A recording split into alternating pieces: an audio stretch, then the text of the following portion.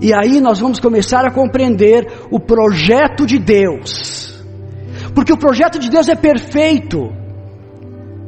Deus não tem culpa se você tem impulsos de pecado. Deus não tem culpa se você rouba, se você mente, se você é um mau caráter. Deus não tem culpa disso. Nós somos culpados disso. Meu pai, minha mãe, meus avós não são culpados do que eu sou, porque eu tenho algo que se chama livre-arbítrio. E se eu não trouxer a responsabilidade para a minha vida, eu vou continuar sendo um hipócrita, eu vou continuar usando máscaras até o final da minha vida, e não para me proteger do coronavírus, para me proteger que o outro saiba quem realmente eu sou. Uma máscara por dia, ou por hora, ou por momentos, para que as pessoas não descubram quem eu sou. Deus é bom, o tempo todo Deus é bom. Deus é justo, o tempo todo Ele é justo. Deus é belo, é soberano, é onipotente, onipresente, onisciente. Ele é. E eu? Quem eu sou? Fruto de uma cultura? Fruto de um sistema político, econômico, social? Quem eu sou? Eu devo ser fruto de Deus. Eu devo ter o caráter de Deus, independente do que o mundo diz. Por isso que dizem que nós devemos nos converter, e converter nada mais é que mudar de caminho. Não importa se o mundo vai nesta direção, eu não sou obrigado a ir na mesma direção do mundo. E quando eu falo mundo, eu não falo em transgredir leis, eu falo em não aceitar a hipocrisia do mundo, os erros do mundo, o que a sociedade aceita. Eu tenho que saber que eu tenho um fundamento, uma regra de fé, que se chama Bíblia Sagrada. Na Bíblia diz que os nossos filhos são criados para o mundo? Não. Na Bíblia diz que nós podemos colocar os filhos no lixo? Não.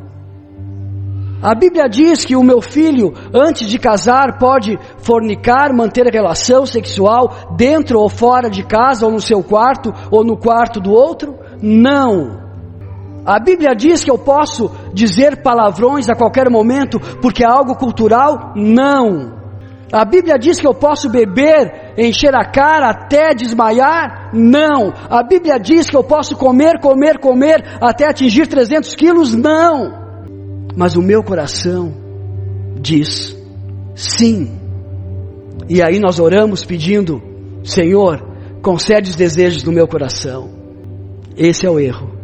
Que a nossa oração seja: Senhor, livra dos meus sentimentos, livra-me do engano do meu coração, porque ele tenta driblar a tua bênção todos os dias na minha vida. Ele tenta te tirar da minha vida, ele tenta me fazer poderoso, ele tenta mostrar que eu dependo de mim mesmo, ele tenta dizer que existe um Deus dentro de mim que sou eu mesmo. Senhor, me ensina a compreender o que está na tua palavra, me ensina a entender de Gênesis a Apocalipse, me ensina a entender Provérbios, Salmos, me ensina a compreender todos os profetas da Bíblia, me ensina o que foi o Evangelho de Cristo aqui na terra. Esta deve ser a minha oração. Você já pensou se hoje fosse o tempo em que aqueles que não tivessem o sinal da besta não pudessem mais comprar nem vender? Você já pensou se esse fosse o tempo? E não chegou esse tempo ainda. Você estaria pronto para não comprar e não vender e estar na dependência de Deus? Isso não é nada romântico. Isto para algumas pessoas seria triste, mas para quem crê em Deus, é apenas o momento necessário para a vinda de Jesus. Como eu posso acreditar que tem pessoas que se dizem cristãs e que não creem que Jesus vai voltar para buscar os seus? Imagina, como é que Jesus vai voltar?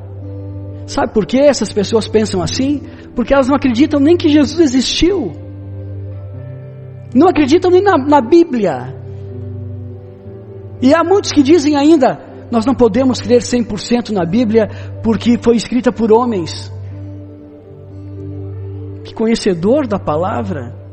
Porque se conhecesse realmente a palavra, diria e saberia que a Bíblia não foi escrita por homens. E se você tem dúvida disso, comece a ler a Bíblia e você vai descobrir por quem ela foi escrita. Mas eu quero continuar falando sobre mães, porque é um ministério grandioso, é um ministério que traz a vida, é um pedaço do céu que foi dado para uma mulher, para ela gerar no seu ventre uma grande população que adore Deus em espírito e em verdade. Este é o princípio. Então eu quero que você leia comigo o que está em Êxodo 2, do 1 ao 10.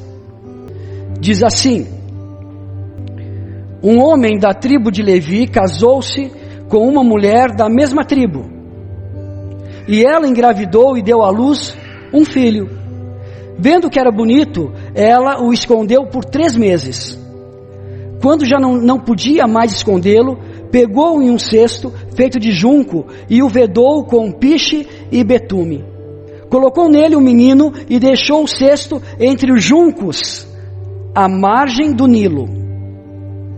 A irmã do menino ficou observando de longe para ver o que lhe aconteceria.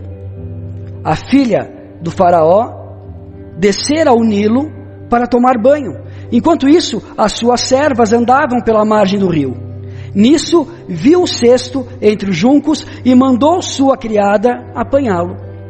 E abriu-lo, viu um bebê chorando. Ficou com pena dele e disse: este menino é dos hebreus.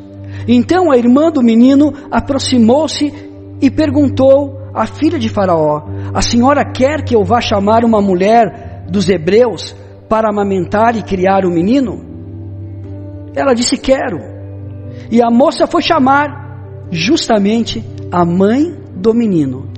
Então a filha de Faraó disse à mulher: leve este menino e amamente-o por mim, eu lhe pagarei por isso. A mulher levou o menino e o amamentou. Tendo o menino crescido, ela o levou à filha de Faraó, que o adotou e lhe deu o nome de Moisés, dizendo: porque eu o tirei das águas. É uma história linda. É uma história linda que mostra 2 mães. Sim, 2 mães. Uma mãe que evitou que esse filho fosse morto pelas parteiras, porque os hebreus estavam se multiplicando e Faraó ficou com medo que os hebreus tomassem conta do Egito. Só que uma geração atrás, José levantou o Egito, um hebreu. Mas José já não era mais importante, os hebreus já não eram mais tão importantes para estarem em grandes cargos no Egito. E Deus não nos levantou para estarmos em grandes cargos. Deus nos levantou para estarmos em situações dignas. E essa mulher disse: eu não posso perder o meu filho. Ela abriu mão do filho dela, colocou no rio Nilo, porque sabia que ali a filha de Faraó tomava banho, e no momento que aquela criança passasse, só estaria ali a filha de Faraó. E a irmã de Moisés estava observando, porque era o seu irmão que estava naquele cesto. E havia uma família preocupada com aquela criança. A mãe livrou da morte, e não entregou ele à morte, entregou ele à vida. Diferente daquela que eu retratei aqui, da notícia que eu ouvi. E ficaram observando. E aquele cesto chegou até a filha de Faraó, porque ali havia um propósito de Deus, ali havia uma promessa de Deus, e aquela mãe sabia da promessa de Deus para o seu filho. Embora não compreendesse o início, o meio e o fim, ela compreendia que tinha algo protegido de Deus. E quando uma mãe realmente ama o seu filho, ela olha para o seu filho e ela sabe, há um plano de Deus na vida do meu filho. E ela colocou esse filho num cesto e salvou ele da morte. Mas ela fez a coisa certa, a ponto de que quando a filha de Faraó pega aquela criança, imediatamente aquela outra criança chega e diz: esse deve ser um filho dos hebreus, você quer que eu chame alguém que possa amamentá-lo? Deus estava já escrevendo a história daquela família, daquela mãe, daquele filho, daquela filha, para um fim proveitoso. E imediatamente Moisés voltou para os braços da sua mãe. Imagina a alegria daquela mãe, imagina a alegria de Deus, sabendo que o fruto daquele ventre foi bem recebido, que o fruto daquele ventre não era algo para ser desperdiçado, ou desprezado, ou colocado num cesto de lixo. A alegria do céu em saber que aquela história iria terminar bem. E aí nós temos dois sentimentos distintos, dois sentimentos diferentes, porém dois sentimentos que convergem, que se encontram. A própria mãe abrindo mão de estar com seu filho, e o outro de uma que nem pensava em ser mãe e que adotou uma criança para dar um futuro. Veja que os seus filhos, os meus filhos, são herança do Senhor, e Ele coloca quem Ele quer para cooperar na boa obra. O que eu não posso fazer é estragar o projeto de Deus. O que eu não tenho direito de fazer é interromper a felicidade dos meus filhos com relação a Deus. Por mais que eu não possa criá-lo, por mais que eu não tenha o sustento devido, por mais que eu não possa dar a melhor roupa, o Senhor sempre vai ter o melhor para os nossos filhos. Ele levanta pessoas, Ele levanta estranhos, Ele levanta amigos, Ele levanta parentes, Ele levanta avós, Ele levanta um morto para que possa ter vida, para cooperar na vida que Ele deu a uma criança. Eu não sei que tipo de Deus estão crendo por aí, mas o Deus que eu creio é num Deus de milagre, é no Deus que faz aquilo que eu não enxergo, que eu não percebo, que eu não vejo, mas que eu espero. Mães, o que vocês esperam dos seus filhos? Esperem a certeza de que eles terão o melhor nessa terra. Deus dará o melhor. Não interfira negativamente. Seja um agente protetor. O abraço de uma mãe é como se colocasse o filho de volta ao ventre. Foram 9 meses protegidos. E quando uma mãe abraça um filho, ela manda essa mesma mensagem: olha aqui, estou te protegendo de novo. Nenhum mal vai te tocar. Um abraço de uma mãe cura. Um abraço de uma mãe faz milagres. Um abraço de uma mãe com lágrimas derrama bênçãos do céu. Agora o desprezo de uma mãe faz o diabo aplaudir, faz o inferno entrar em festa, porque é menos um que eles têm que se preocupar, é menos um. Essas mães tiveram 2 situações de maternidade: a mãe biológica, que supera desafios pela sobrevivência do filho, e a mãe adotiva, que supera desafios por amor ao próximo. Ambas amam porém com objetivos diferentes, distintos. A mãe biológica resolve sofrer, mas dá o direito à vida ao seu filho. A mãe adotiva resolve se doar, mas também dar o direito a uma vida digna para aquela criança. Ambas doam, não há amor sem doação. A doação da mãe biológica é morrer pelo seu filho. E a doação da mãe adotiva, é transferir sua herança sem questionar. Você consegue perceber? A mãe biológica dá a vida. A mãe adotiva dá a herança. Ela não se apega. Agora a mãe que concorre com o filho está doente. A mãe que não dá vida por um filho está doente. A mãe que não dá herança, que só ela teria direito para este filho, ela está doente. Porque para você chamar alguém de filho, você tem que ser doador. Para você ser chamado de mãe, você tem que ser doadora. Não existe mãe sem doação. Não existe mãe sem riscos. Não existe mãe que não tenha um amor maior do que a si mesmo pelo filho. São amores diferentes, porém ambos conduzem o filho à vida. Como essa história acontece? O faraó temia uma revolta por parte do povo de Israel que morava no Egito, desde a fome que teve no tempo em que José era governante. O povo de Israel estava crescendo muito. Faraó mandou as parteiras matarem as crianças. Elas temeram a Deus e não fizeram isso. Mesmo assim, Faraó mandou matar todos os bebês do sexo masculino, jogando-os no rio Nilo, para que morressem afogados. Deus, em sua soberana vontade, tinha um plano para a vida de Moisés e para salvar o seu povo do Egito. Sem saber, a filha de Faraó pagou o salário da mãe de Moisés para criar seu próprio filho. Nos planos de Deus não estava apenas Moisés, mas também a sua mãe. A mãe de Moisés se chamava Joquebede. Está lá em Êxodo 6:20 e Números 26:59. Deus tinha separado a filha de Faraó para ser mãe adotiva.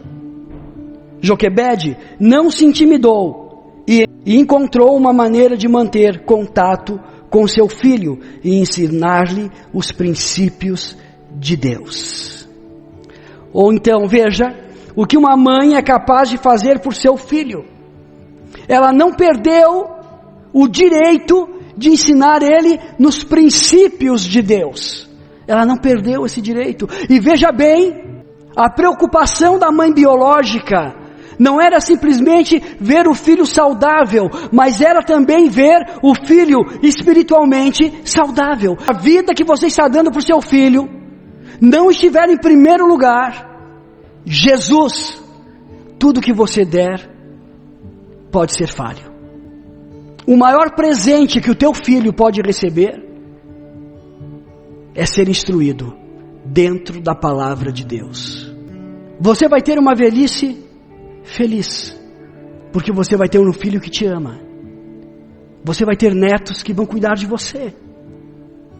Agora, se você, como mãe, não instruiu o teu filho na palavra, há um grande risco de você morrer sozinha.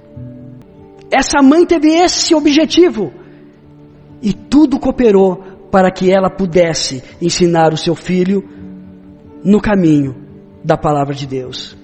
Agora, vamos refletir no exemplo de Joquebede e aprender algumas virtudes dessa mãe. Ela foi uma mãe corajosa, ela foi criativa e ela foi determinada. O medo não tomou conta dela, o desânimo não tomou conta dela, e ela tinha um alvo, que era salvar o seu filho, e salvou pela determinação. Essa coragem, ela sabia que não tinha como esconder uma criança por muito tempo, então resolveu agir. Ela correu o risco. Mães, muitas vezes vocês terão que correr o risco por causa do seu filho.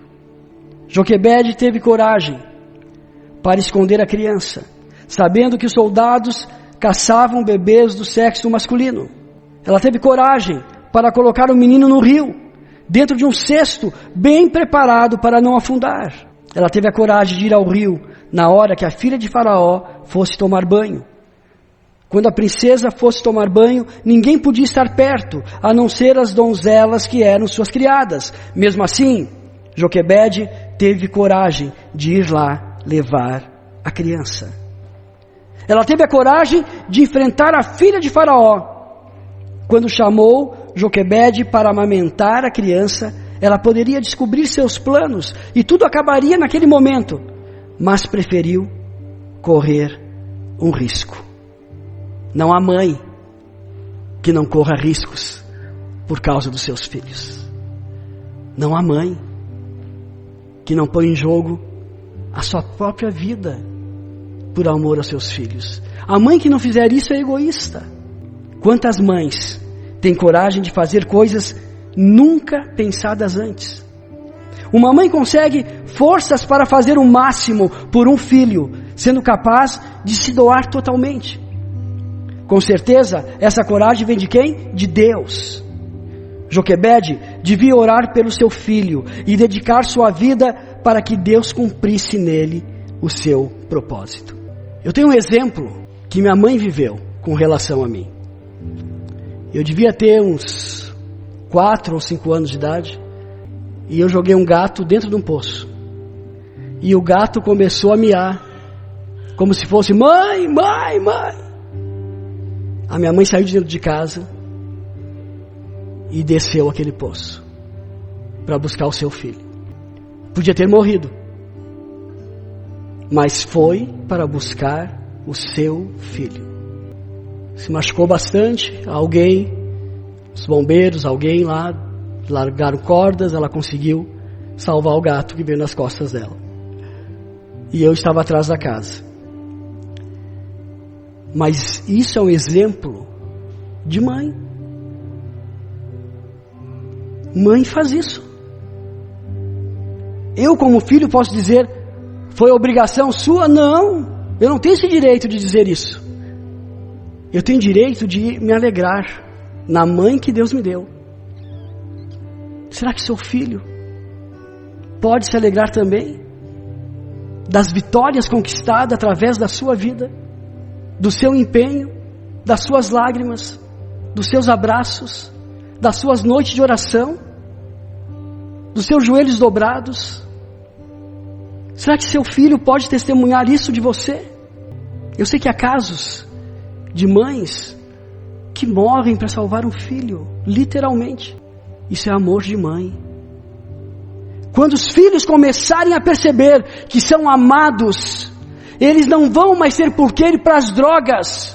Eles não terão mais motivo de fazerem o que não presta para chamar atenção. Sabe por quê? Porque eles saberão que eles têm uma mãe que não foi apenas alguém que incubou eles 9 meses, mas foi alguém que gerou no amor e guardou por 9 meses, esperou ansiosamente o nascimento para que conseguisse cuidar até o final da vida.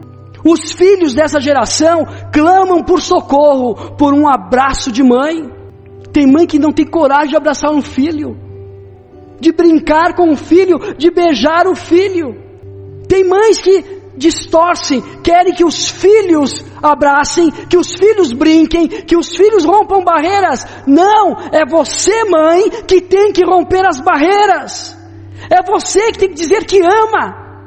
É você que tem que dizer que quer abraçar, que quer dormir junto, que quer contar uma história. É você, mãe. Não falo dos pais porque hoje não é dia dos pais. Hoje é dia das mães. Consciência. Ela foi criativa. Outra qualidade que ela teve foi fazer o cesto. Um cesto de junco, vedando suas palhas, conseguindo os materiais próprios para isso, betume, piche, que não deviam ser fáceis de arranjar, mas ela deu um jeito. Ela foi criativa em colocar um carriçal, que são os matos da beira do rio, ou seja, o lugar certo para não deixar o cesto afundar. Ela foi criativa em mandar a irmã vigiar. Miriam era o nome da irmã de Moisés, e ela ficou vigiando para que certamente aquilo tudo acontecesse sem nada dar errado. Ela foi criativa na hora do banho da filha de Faraó, colocou o cesto com a criança de maneira que a correnteza o levasse até a princesa e chegasse até ela no momento certo. Ela foi criativa em mandar Miriam oferecer ajuda. Como quem não sabia de nada, a menina ofereceu arranjar uma mulher para amamentar o bebê. As mães são criativas no sustento da sua família, criando formas de manter seus filhos com o que têm. Sempre as mães dão um jeito de resolver os problemas dos filhos. O Espírito Santo de Deus dá capacidade às mães para criar soluções para a família. Joquebede era uma mulher de oração, por isso era inspirada por Deus. Mãe é um exemplo de criatividade. Os pais que o digam. Quando os pais não acham mais solução, a mãe está ali com uma nova ideia, com um novo recomeço.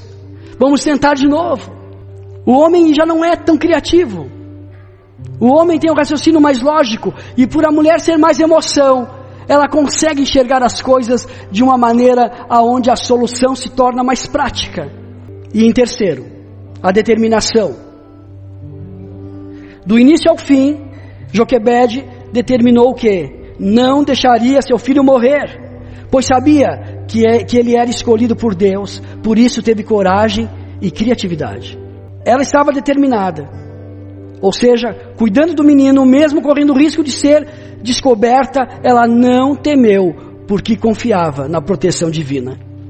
Ela foi determinada ao entregar para a princesa, sabendo que seria criado com o melhor, e que Deus tinha um propósito para ele. Ela não hesitou em entregar o menino, porque entendeu que tudo fazia parte do plano que Deus tinha para Moisés e para libertar o seu povo da escravidão.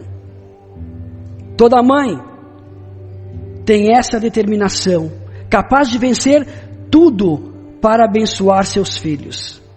Essa garra faz parte do instinto materno de toda mulher. Quando uma mãe quer abençoar seu filho, ela vai até o fim. Joquebede foi uma mulher determinada. Isso fez uma grande diferença na vida de Moisés, que aprendeu a perseverar no deserto. Mãe é um exemplo de determinação. Mãe deve ser um exemplo de determinação, porque o filho vai se espelhar na mãe.